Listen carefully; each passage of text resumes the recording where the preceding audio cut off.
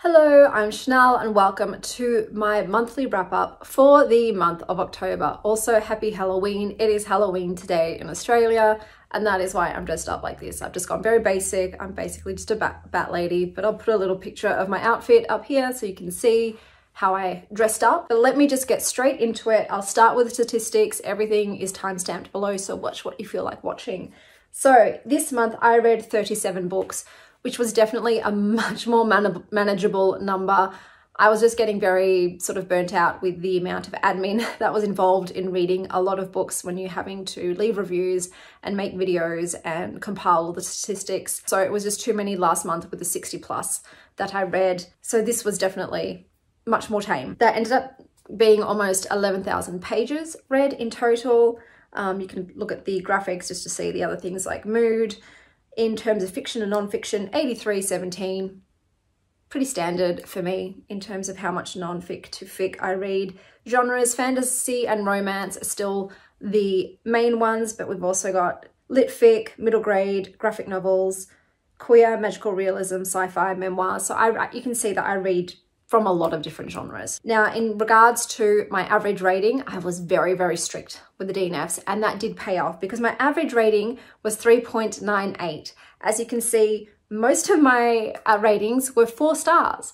So this works out so much better for me because I just have a more enjoyable time overall reading when I'm investing my time in books that have a payoff at the end in terms of how fun and entertaining and light they were. So I definitely am going to stick to my harsher DNFing in the future. If anything feels like 3.5 or less, it's just got to go. There's so many books to read out in the world.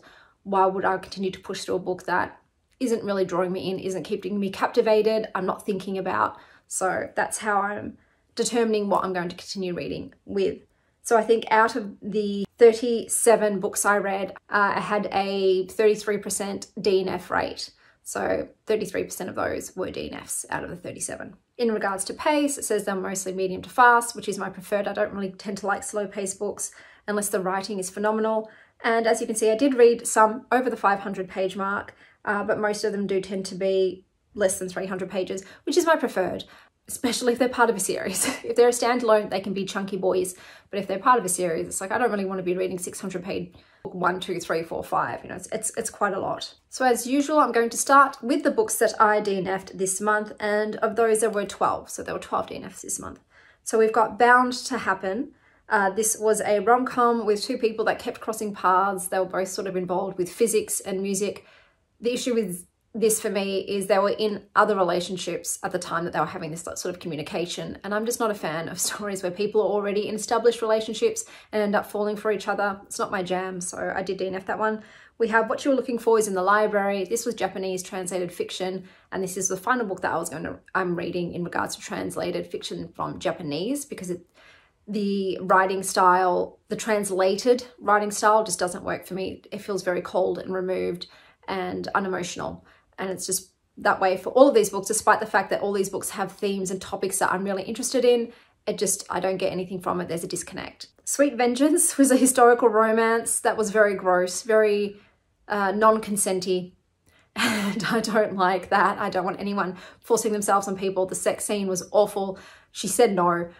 I'm just going to leave it there. Witches Get Stuff Done. So this, I guess, would be a fun witchy rom-com, but the main character was so bloody rude to the main male character repeatedly, and I just didn't like her. And because of that, if I don't like the couple getting together, I'm not going to want to continue reading the book, and yeah, so I let that one go. Fragile Threads of Power. I just couldn't get into this. I didn't care about anybody. There were multiple POVs. It was just too much, and I thought, this is Struggle City. I'm going to put it down. The Sirens of Titan by Kurt Vonnegut. I have read previous Kurt Vonnegut books. I think they're fantastic. This one did nothing for me. I didn't like the characters. They were very unlikable. The pacing was incredibly slow. Things just weren't kicking off, and I decided to put it down. The Cassandra Complex. A woman goes back in time and tries to get back with her boyfriend. I didn't like the characters in this once again. I didn't like the writing style. I decided to read some reviews, and what people said about the choices the main character made, I knew I would get very irate with if I was reading that, so DNF'd it. Dark as Light. So I think this is short stories from Australian author. They were very boring to me. I need some wow in short stories, just not just emotional themes, and this is what it mostly focused on. Sorry, I think I've got people outside maybe wanting to come trick or treat early. I can hear a lot of voices.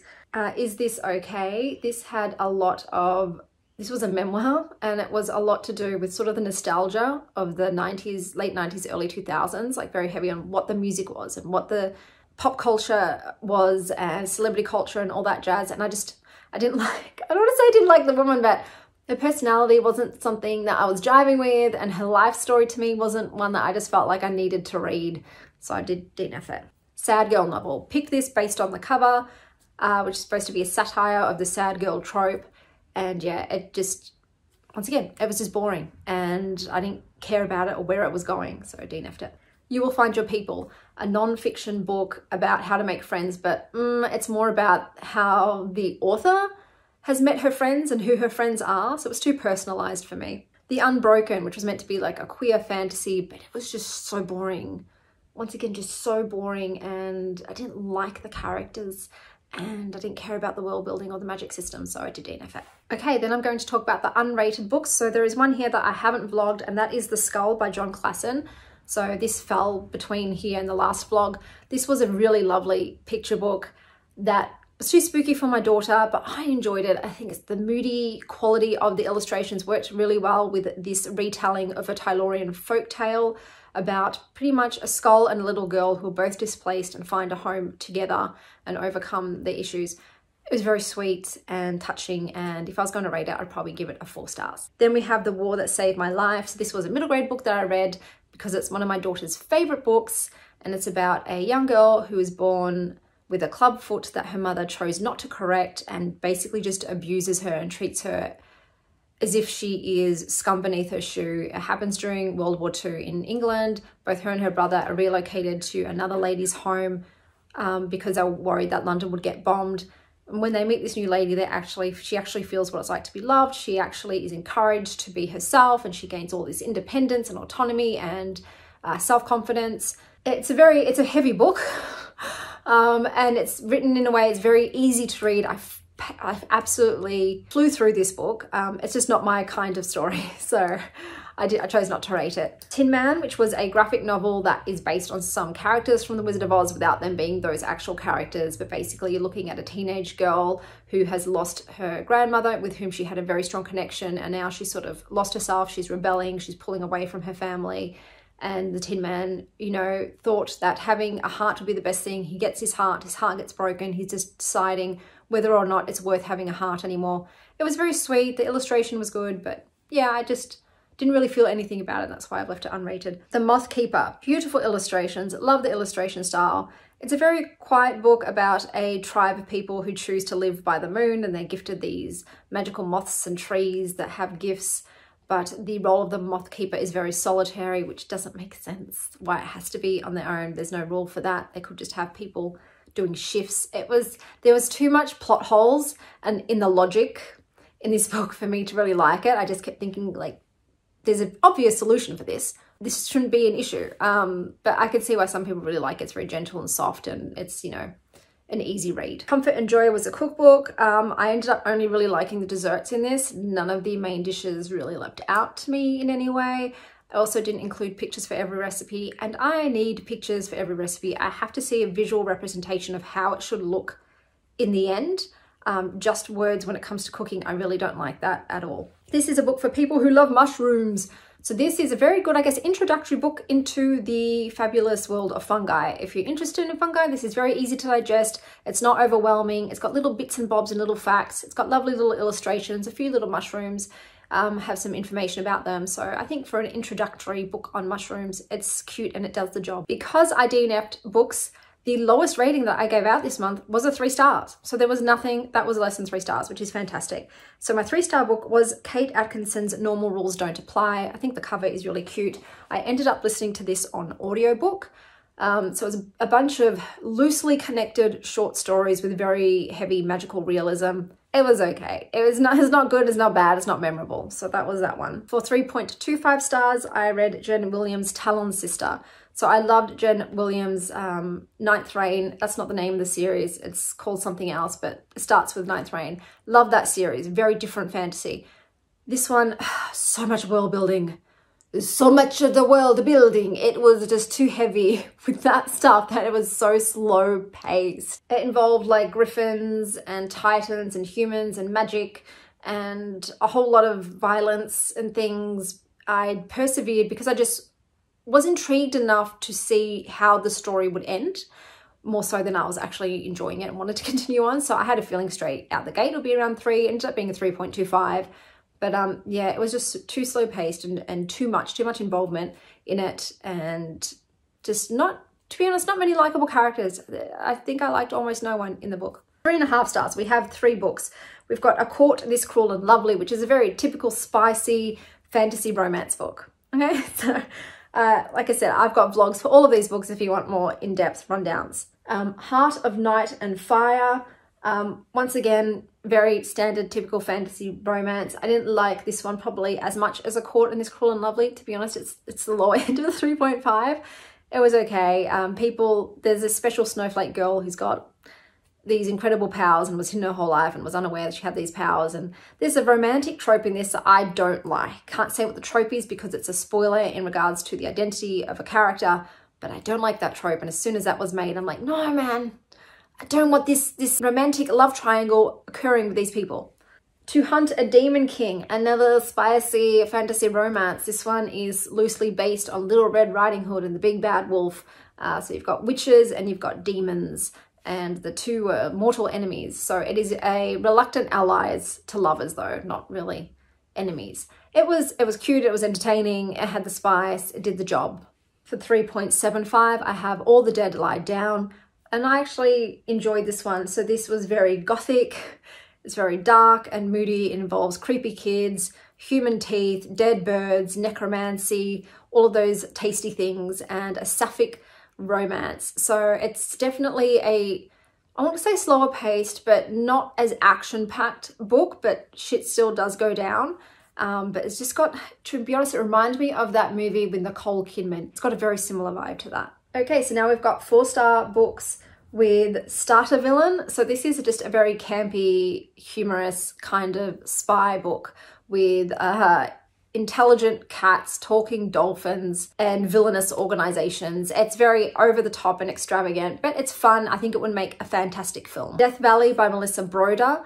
I just like Melissa Broder's writing style, even though like her previous books had a lot of gross body stuff. This has a little bit of gross body stuff, but not that much. So if you didn't like the other two, the Pisces and Milk Fed, I'd say give this one a go. This one centers around themes of grief. So the main character has a father who is dying and a husband who is going through severe chronic illness, and she goes to the desert and ends up having a very transformative experience. So there are like talking rocks and time-traveling cacti. It's very magical surrealism. It's more about the feelings and the emotions than it is about the plot, but I still enjoyed my time with it. Then I read Dress Rehearsals, and I love this cover. I think it's very eye-catching. For some reason, I don't remember what this book is about. I feel awful. I'll put a little brief synopsis up here. It's just gone out of my head. Brain fog is very heavy, guys, so I apologize, but I did enjoy my reading of this book. And then we've got Demon in the Wood. So this is an illustrated graphic novel of a bit of the backstory of the Darkling. And I really like the Darkling, and I really liked seeing this backstory. I think it was beautifully illustrated. It was an engaging, very fast read that just gave a glimpse of obviously how they become who they became. Ghost Book, which was a graphic novel, middle grade. This was really sweet and very unexpected. It's a very interesting, unique story. You've got 2 kids. One of them was meant to die, but because of something that happened with the ghosts collecting the souls, that they didn't die, and their lives end up becoming inextricably linked. And it involves once again, themes of grief and loss and finding oneself and one's place in the world. It was very sweet, and I love the illustration styles. And then I read Into the Glades, which is a middle grade book, again about grief. So this month I just ended up picking up a lot of books about grief and the death of loved ones. And I remember at the start of the month thinking, why am I getting all these books about it, not knowing what was to come? It was, I guess, a bit of a portend or an omen of, you know, what I would be dealing with in my real life.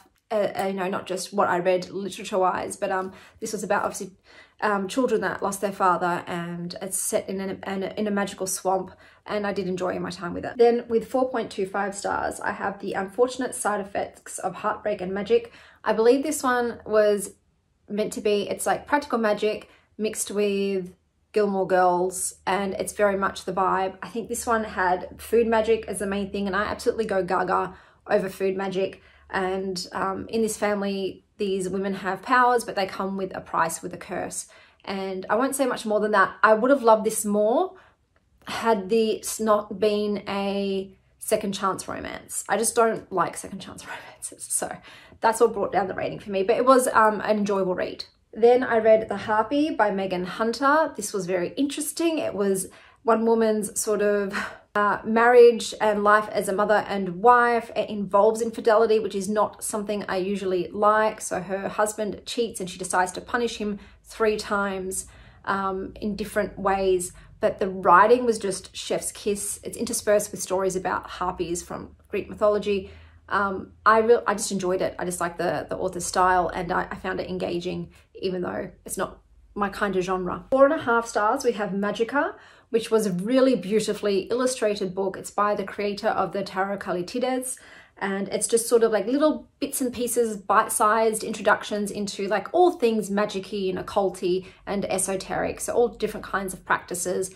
And I think it's like, once again, it's a fantastic like introduction to these kinds of facets in the world that you can learn more about. So I did enjoy reading this one. Then we've got Starling House by Alex E. Harrow. So this is a very gothic supernatural book with a woman who has a brother, and she's struggling to support them, and ends up taking a job at this haunted house with this very tortured, moody man who carries around a sword, and everything is not as it seems. So the supernatural element is very heavy. There is kind of like a curse involved. There is a love that develops. And like I said, it's 4.5 stars. I did enjoy it overall. I didn't think it was amazing. I've liked more of Alex E. Harrow's other work, but I kept reading. I didn't want to DNF, you know, like I just wanted to know how it ended. I ended up rating it a 4.5. 4.75, we have Two Wrongs Make a Right.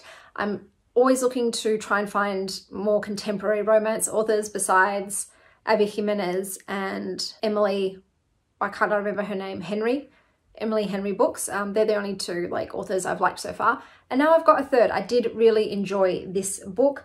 It has divergent representation and anxiety, and I can't remember the nitty-gritty bits, but I loved the characters themselves. I thought they were really cool. I liked their romance. It was they end up fake dating to get revenge on their friends for trying to have set them up, but they end up falling in love along the way. The only thing I didn't like about this book was how they were so rude to each other in the beginning. I just don't believe human beings are that rude to people immediately out the gate, even if you are neurodivergent. There's like, most people, there's an inherent politeness where you're just not going to go for someone's jugular because they say one thing that irks you the wrong way, whereas that's what it was like in this book. It was very over-exaggerated. So once they got over that, then I loved the rest of it. It probably would have been a 5-star if they weren't so ridiculous in the beginning with their instant dislike of each other. And then we've got my 5-star. So I managed to get a 5-star, one 5-star book this month, and it was Big Panda and Tiny Dragon by James Norbury.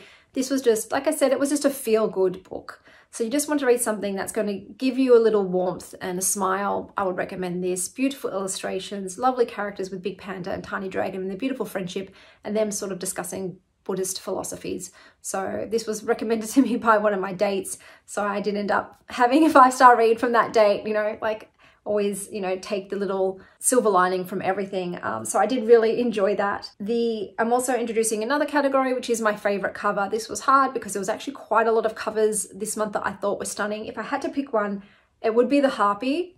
It's just very eye-catching and striking, especially with the red font. I think was a very good addition, and it's very memorable.